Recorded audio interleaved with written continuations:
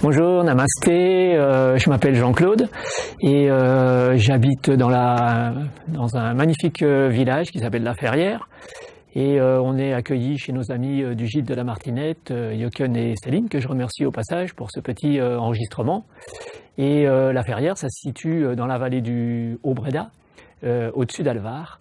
Et Alvar-les-Bains, le bien nommé, parce qu'il y a beaucoup de rivières, des lacs, et il y a aussi une station thermale.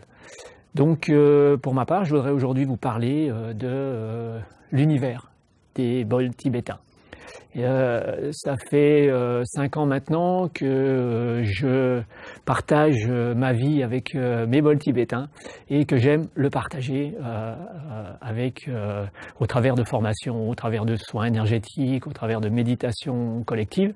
Et je voudrais vous parler justement des bienfaits des bols tibétains. Des bienfaits qu'on peut trouver soit sur des problématiques de vie, je vais vous expliquer tout ça au travers des chakras, de l'aura, ou alors évidemment des problèmes de santé, et je vous expliquerai aussi pourquoi les bols tibétains sont efficaces dans ce cas-là. Alors ça a effectivement un spectre assez large, donc moi je participe à la cure fibromyalgie. C'est une cure qui a été mise en place, ça fait plus de 10 ans maintenant, au terme d'Alvar, et qui va mettre en œuvre un certain nombre de techniques pour aider les gens qui souffrent de cette maladie de façon naturelle. Donc on va y retrouver un protocole qui inclut de la méditation pleine conscience, du yoga, des ateliers de cuisine, de la nutrithérapie, une conférence justement sur les problèmes de nutrition, de la sophrologie, de la rééducation à l'effort, et depuis 4 ans maintenant, des ateliers conférences sur les concepts d'énergie et les bols tibétains. Donc pour ma part aujourd'hui, je voudrais vous transmettre, en essayant de faire quelque chose d'assez condensé, ma conception de ce qu'est l'énergie et de ce que sont les effets de l'énergie sur le corps et sur la vie. Donc l'énergie, ça s'appelle, dans certaines traditions, on va appeler ça le chi. C'est pour ça on parle de tai chi, on parle de qigong.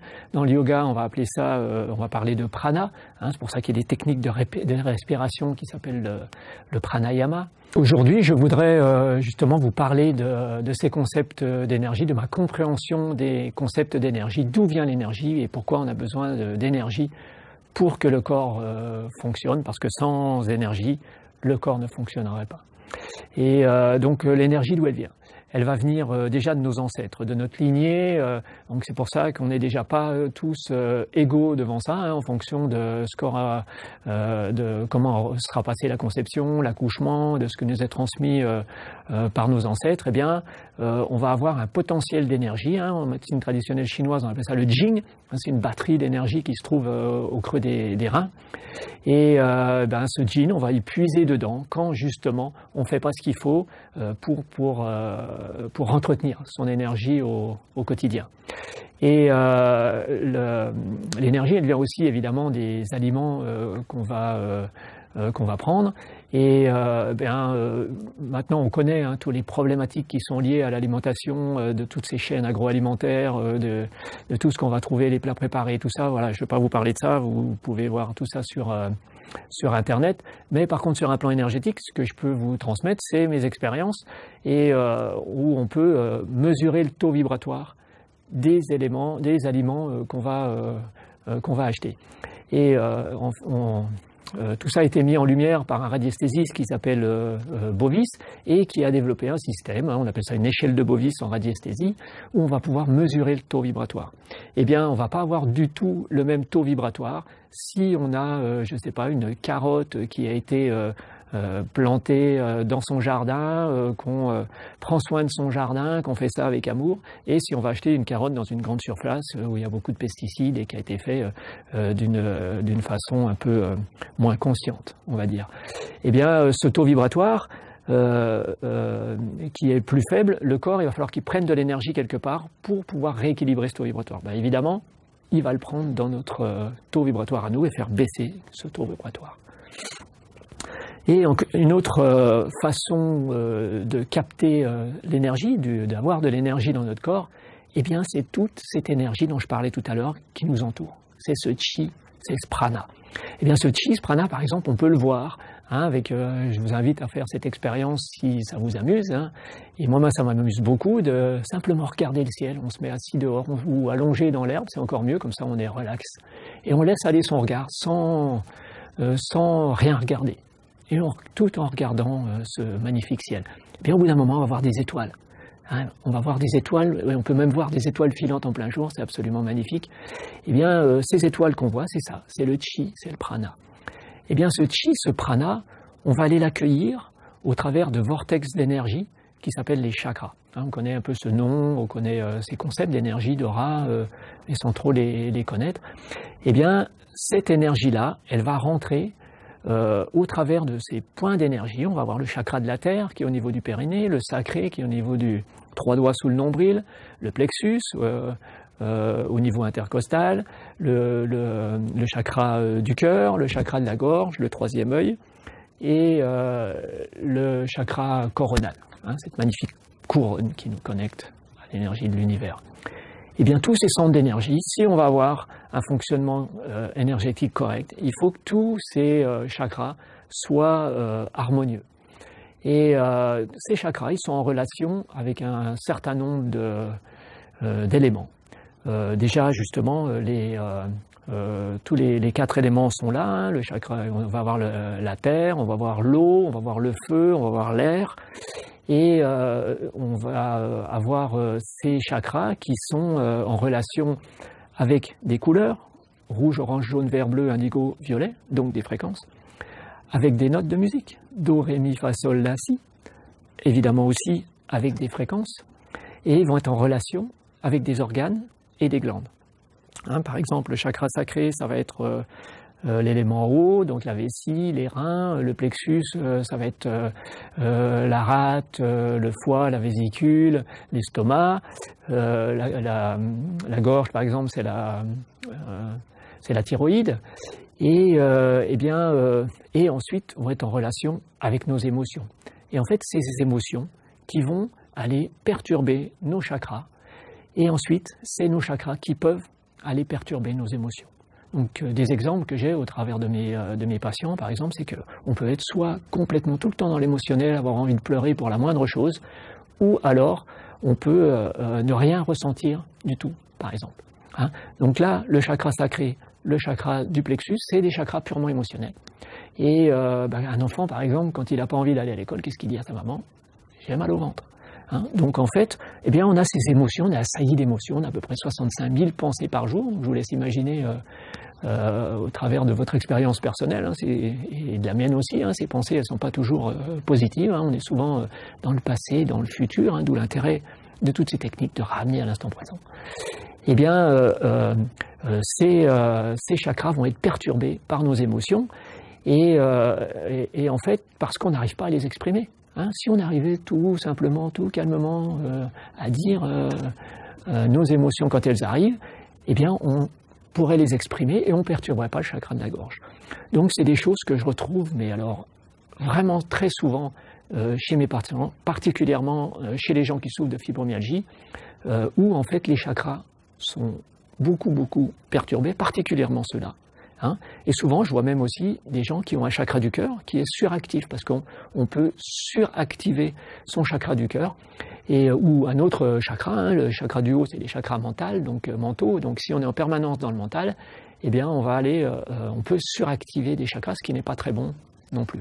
Encore une fois, tout ça doit être harmonieux. Et en fait, ces émotions vont aller aussi mettre des blocages dans des circuits d'énergie, une sorte de circuit veineux d'énergie qu'on appelle les nadis. C'est dans le yoga ou dans la médecine traditionnelle ayurvédique, qui est la médecine indienne, et qui sont l'équivalent en fait des circuits, des méridiens. Nous, on connaît un peu plus la médecine chinoise au travers de l'acupuncture chez nous. Eh bien, on va avoir des nœuds d'énergie qui se mettent dans ces nadis. On a ce circuit veineux avec 3 gros canaux d'énergie qui sont Sushumna, qui est au niveau de la colonne vertébrale, et qui sont Pingala à droite et Ida à gauche. Hein. Pingala, ça va être plutôt l'aspect yang, hein, et Pingala, ça va être l'aspect plutôt yin. Donc on va aller mettre des blocages énergétiques dans ces nadis. Eh bien, tout le travail qu'on doit faire va être de dissoudre ces canaux d'énergie. Parce que à partir du moment où on perturbe ces chakras, ensuite on va perturber l'aura. Hein, cette aura, on connaît ça au travers de ces images qu'on peut voir autour du visage de Bouddha ou autour des visages des saints. Hein, ça c'est pourquoi il y a ça? Pourquoi il y a un moment on a dessiné ça il y a très longtemps? Parce que ça c'est la première couche, on appelle ça la couche éthérique, hein, on a 7 couches d'aura comme ça, et la couche éthérique, la première, c'est la couche la plus dense, qui fait une dizaine de centimètres. Donc ça, une fois qu'on s'est entraîné, comme je vous le disais tout à l'heure, avec à regarder le chi, le prana, on peut aussi assez facilement voir cette couche cette première couche de l'aura. Et en fait, quand on vient sur Terre, quand on est, eh bien, on a des chakras qui sont tout petits et une aura qui fait 3 mètres de diamètre. Et c'est cet œuf énergétique, c'est une coque, un bouclier d'énergie qui nous protège des énergies aux alentours. Hein. Les niveaux d'énergie sont différents. Si on se trouve dans une vallée comme celle dans une région comme celle d'Alvar, eh bien, sur un plan énergétique, il y a une très belle énergie ici. Parce que il y a beaucoup, avant il y avait des mines de fer ici, c'est pour ça que le village où j'habite s'appelle La Ferrière, et en fait ils trouvaient beaucoup de quartz, hein, donc il y avait on trouvait des géodes de quartz, on en trouve toujours, des blocs de quartz, et les pierres, hein, c'est pour ça qu'on soigne en lithothérapie, parce que les pierres sont très puissantes sur un plan énergétique.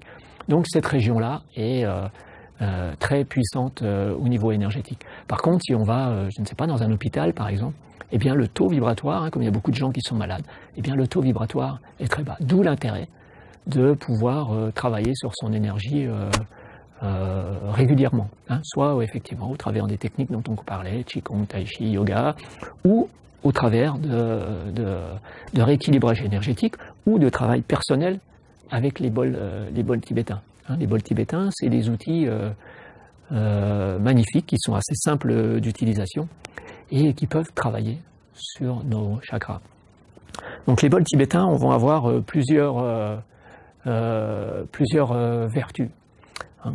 Et une des vertus principales, c'est que les bols, quand on les fait chanter, hein, voilà, on appelle ça une mayoche, hein, c'est très simple, on prend le bol dans la main comme ça, et en fait quand on le fait chanter, hein, je ne sais pas trop au niveau de l'enregistrement si vous pourrez le détecter, mais quand on fait chanter un bol, eh bien on va entendre 2 notes, à minima, hein, ce qui fait qu'on va avoir 2 fréquences.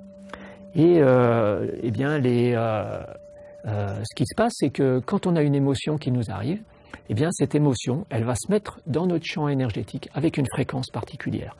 Et quand on a, moi comme c'est mon travail, j'ai la chance d'avoir plusieurs bols dans mon espace à Alvar, j'en ai encore plus avec des gongs et tout ça, un certain nombre donc j'ai une palette très large de fréquences vibratoires, de notes, donc de fréquences vibratoires. Ce qui fait qu'on va pouvoir travailler sur plein de blocages à la fois. Hein, les vibrations sont... l'eau est un excellent transmetteur des vibrations. Hein, on prend cet exemple, par exemple, quand on jette un caillou dans l'eau, eh bien, on va avoir un certain nombre d'ondes. On voit des cercles comme ça, c'est simplement les ondes qui se propagent. Eh bien, notre corps est composé de 70% d'eau. Et alors, un exemple que j'aime bien donner pour parler de l'impact de l'énergie sur notre corps, c'est la pleine lune.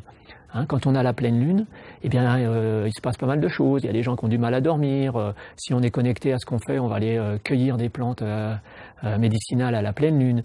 Et puis, il y a les grandes marées. Et en fait, à ce moment-là, eh bien, il y a des centaines de millions de mètres cubes qui sont brassés juste parce qu'il y a une conjonction de planètes particulière. Et vous imaginez un peu l'énergie qu'il faut, comment c'est possible ça, hein, ou comment c'est possible que la Terre, elle tienne toute seule dans l'univers comme ça. C'est l'énergie. Et eh bien, imaginez ça, l'impact qu'il y a sur notre corps où on est 70% d'eau. Donc il y a un sacré impact de la pleine lune à ce moment-là, ou de la lune noire. Hein. Quand on a la lune noire, c'est aussi un moment énergétique très, très fort. Et la pleine lune, ça dure plusieurs jours, hein, l'impact de la pleine lune.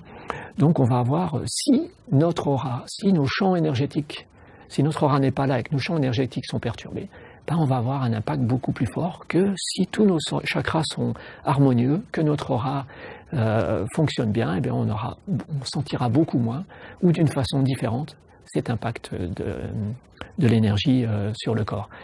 Eh bien, comme notre corps est composé de 70% d'eau, les vibrations vont aller effectuer un massage sonore. C'est pour ça qu'on appelle ça un massage sonore, parce qu'on va aller faire ce massage jusqu'au niveau le plus intime de la cellule, puisque la cellule c'est aussi 70% d'eau. Et en fait, on va avoir ce massage sonore et toutes les vibrations vont aller travailler sur le corps. Donc, pour agrémenter ça, hein, pour vous montrer l'impact de la vibration sur l'eau, j'ai mis de l'eau dans ce magnifique bol tibétain. Hein, alors tout à l'heure, je vous montrais le bâton, la maillotche, pardon. Eh bien, on peut utiliser aussi un bâton. Hein, on va avoir une fréquence, une vibration différente. Hein, j'explique tout ça dans les formations, les initiations que je fais. Eh bien, voilà ce qui se passe quand on fait vibrer de l'eau dans un bol tibétain. Voilà. Moi, je suis toujours comme un enfant quand je vois ça. C'est magnifique. Hein, voilà. Ben ça montre l'impact de la vibration sur l'eau. Donc, ça montre l'impact de la vibration sur notre corps, puisqu'encore une fois, on est composé de 70% d'eau. Et eh bien les